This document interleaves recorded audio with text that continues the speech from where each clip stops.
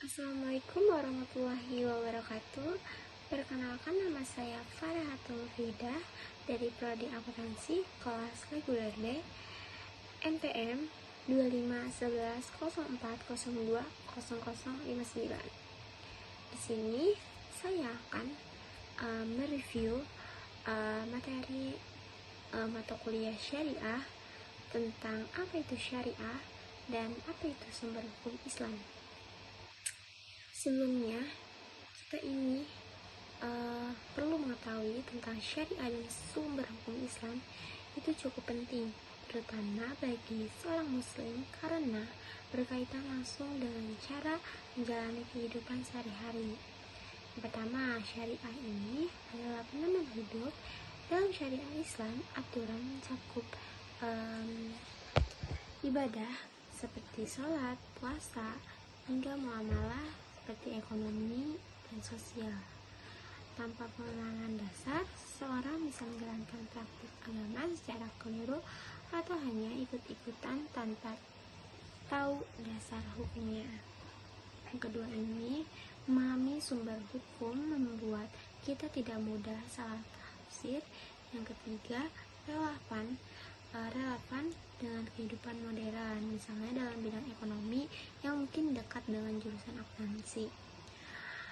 Konsepnya ini seperti keuangan syariah, larangan, dan akad sangat bergantung pada pemahaman hukum Islam. Yang keempat ini, membentuk kritis dan bijak dengan mengetahui dasar hukumnya. Yang kesimpulannya ini tidak harus menjadi ahli, tetapi memahami dasar syariah dan sumber hukum Islam itu sangat penting agar ibadah kita benar, keputusan hidup lebih terarah, dan tidak mudah salah dalam memahami ajaran agama. Oke, apa isi itu syariah? Syariah ini bisa dengan secara bahasa atau juga secara istilah. Kalau secara bahasanya ini, syariah berarti jalan menuju sumber air, dan kalau secara istilahnya syariah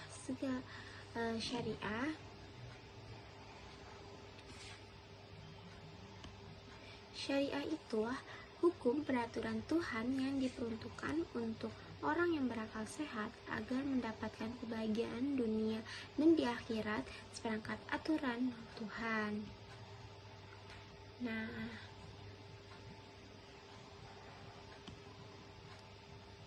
di sini ada sifatnya.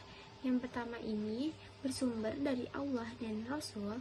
Yang kedua, kebenarannya itu mutlak atau absolut. Yang ketiga ini berlaku abadi dan tidak berubah. Yang keempat, bersifat fundamental dan otoritatif. Selanjutnya, apa sih itu fikih? Fikih juga bisa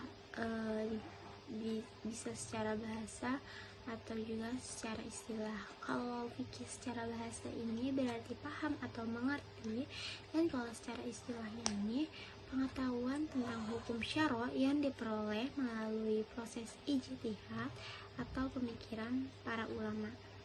Sifatnya ini, yang pertama, hasil karya dan pemikiran manusia. Yang kedua, kebenarannya relatif. Yang ketiga, bisa berubah sesuai waktu dan tempat. Yang terakhir, bersifat realistis dan instrumental. Istilah syariat juga bisa terbagi dua, yaitu syariat secara agama dan syariat secara fikih. Kalau syariat dalam agama ini seperangkat bersifat mutlak, suci dan benar. Kalau syariat dalam fikih ini relatif, pemahamannya kita tentang syariat atau tergantung cara kita memahaminya. Lanjut, di sini ada perbedaan syariah dan fikih. Kalau syariah sumber itu wahyu langsung dari Allah Subhanahu wa Ta'ala, yaitu Al-Quran dan hadis. Sifatnya ini, yang pertama, kebenarannya itu mutlak dan absolut. Yang kedua ini bersifat tetap, abadi dan tidak berubah. Yang ketiga ini bersifat fundamental dan otoritatif. Yang keempat, ruang lingkupnya sangat luas, mencakup seluruh aspek kehidupan. Dan yang terakhir, kedudukan ini hanya ada satu kebenaran, yaitu unity. Nah, selanjutnya di sini ada fikih. Fikih ini sumber hasil pemikiran ijtihad para ulama. Nah, sifatnya ini yang pertama, kebenarannya relatif. Yang kedua, bersifat dinamis, bisa berubah menyesuaikan waktu dan tempat. Yang ketiga, bersifat realistis dan instrumental. Yang keempat ini ruang lingkupnya terbatas pada masalah tindakan hukum. Dan yang terakhir, kedudukan ini beragam dan plural atau bisa berbeda pendapat antar ulama. Oke, di sini juga ada ciri-ciri hukum Islam. Yang pertama, bersumber dari agama, yaitu merupakan bagian tak terpisahkan dari ajaran Islam. Yang kedua ini sumber utamanya yaitu berasal dari Al-Quran dan hadis yang kemudian dikembangkan melalui ijtihad. Yang ketiga ini mengatur seluruh aspek, yaitu hubungan vertikal adalah manusia dengan Allah atau ibadah. Yang kedua ini hubungan horizontal, yaitu manusia dengan sesama, alam, dan negara, yaitu muamalah.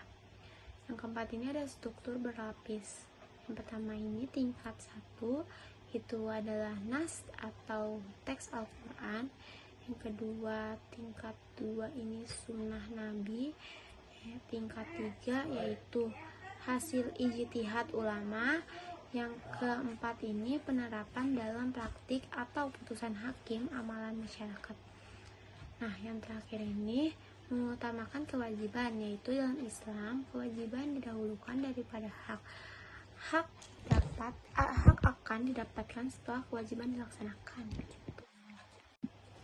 Nah, di sini tuh ada pembagian hukum Islam, ada dua, yaitu hukum taklifi dan hukum wad'i. Kalau hukum taklifi ini hukum yang 5 atau ahkam al-khamsah, hukum yang membebankan kewajiban pada mukhalaf atau orang yang sudah balik dan berakal.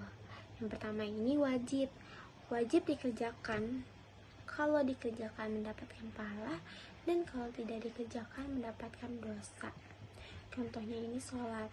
Kalau kita melakukan sholat itu mendapatkan pahala, dan kalau tidak itu mendapatkan dosa. Nah, yang kedua ini sunnah. Sunnah ini dianjurkan. Kalau dikerjakan mendapatkan pahala, dan kalau tidak dikerjakan juga tidak mendapatkan dosa. Contohnya ini puasa Senin Kamis. Kalau kita puasa Senin Kamis itu mendapatkan pahala, dan kalau tidak juga kita tidak mendapatkan dosa. Selanjutnya yang ketiga ada mubah. Mubah ini boleh dilakukan, dikerjakan atau ditinggalkan, tidak ada pahala dan tidak berdosa. Contohnya makan dan minum makanan yang halal, tidur atau beristirahat. Yang ketiga berolahraga untuk kesehatan, dan yang terakhir memilih pakaian selama menutup aurat dan tidak melanggar aturan. Nah, yang keempat ini ada mahruh. Mahruh ini tidak dianjurkan tapi tidak dilarang keras. Kalau ditinggalkan berpahala, dan kalau dikerjakan tidak berdosa. Tapi sebaiknya kita tinggalkan perbuatan itu. Contohnya ini seperti makan atau minum sambil berdiri tanpa alasan yang jelas. Jadi kalau kita makan atau minum sambil berdiri itu bisa disebut mahrum, tapi sebaiknya kita makan atau minum itu sambil duduk, lebih baik. Nah, yang kedua ini berbicara saat sedang makan. Sebaiknya kita kalau sedang makan itu tidak usah ngobrol atau berbicara. Nah, yang ketiga ini menunda sholat padahal waktu sudah masuk tanpa alasan. Jadi kalau emang kita alasannya tidak mendesak banget, lebih baik kita tidak usah menunda-nunda karena makruh. Nah, yang keempat itu berlebihan dalam makan atau minum. Jadi kita kalau makan atau minum secukupnya aja.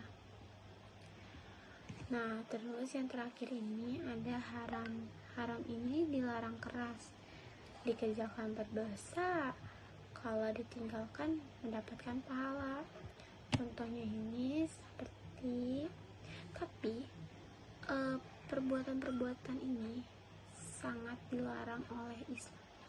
Dalam Islam, contohnya ini seperti mencuri dan merampas hak orang lain. Jadi kita tidak boleh mencuri ya guys. Yang kedua ini ada berzina seperti pacaran. Terus yang ini minum minuman keras yaitu khamar. Yang keempat ini ada berbohong dan menipu. Yang kelima ini durhaka kepada orang tua. Dan yang terakhir makan makanan yang diharapkan seperti daging babi, karena kita orang Islam tidak boleh makan daging babi karena itu haram. Jadi kita tidak boleh. Nah, selanjutnya di sini ada hukum wad'i. Hukum wad'i ini hukum yang berkaitan dengan sebab, syarat, dan penghalang berlakunya hukum. Sebab sholat adalah sebab sholat adalah waktu masuk, syarat sholat adalah suci dari hadas, dan penghalang sholat itu adalah haid bagi wanita.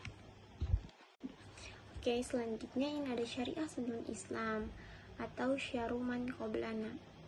Islam mengakui adanya syariah yang diturunkan kepada para nabi sebelumnya, yaitu seperti Nabi Musa, Nabi Ibrahim, Nabi Isa.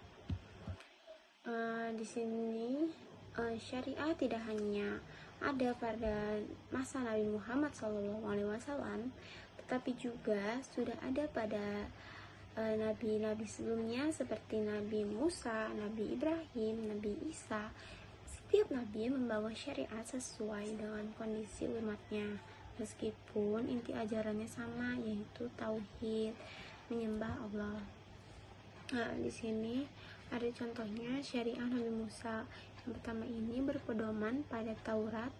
Yang kedua ada aturan yang cukup tegas seperti hukum qisas atau balasan setimpal.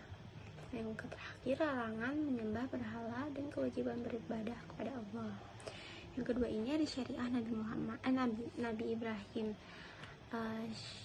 Yang pertama ini mengajarkan tauhid atau tidak menyekutukan Allah.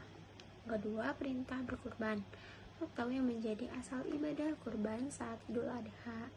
Yang ketiga, ini praktik dasar ibadah seperti berdoa dan tunduk pada Allah. Yang terakhir, syariah Nabi Isa.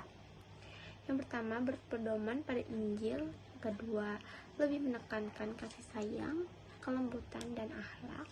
Dan yang terakhir, beberapa hukum dibuat lebih ringan dibanding syariat sebelumnya. Jadi, kesimpulannya ini syariah sebelum Islam atau sebelum Nabi Muhammad SAW memang ada, tetapi bersifat berbeda-beda sesuai zaman umatnya. Sedangkan syariah yang dibawa Nabi Muhammad SAW adalah penyempurna dan berlaku untuk seluruh umat manusia hingga sekarang. Oke, baik, segitu aja yang bisa saya sampaikan sebelumnya. Saya di sini akan menyimpulkan materi yang tadi saya sudah sampaikan. Syariah dan sumber hukum Islam sangat penting karena menjadi dasar dalam menjalankan kehidupan yang sesuai dengan ajaran Islam serta menjaga keteraturan, keadilan, dan keseimbangan dalam masyarakat. Mungkin segitu saja yang dapat saya sampaikan. Kurang lebihnya mohon maaf. Wassalamualaikum warahmatullahi wabarakatuh.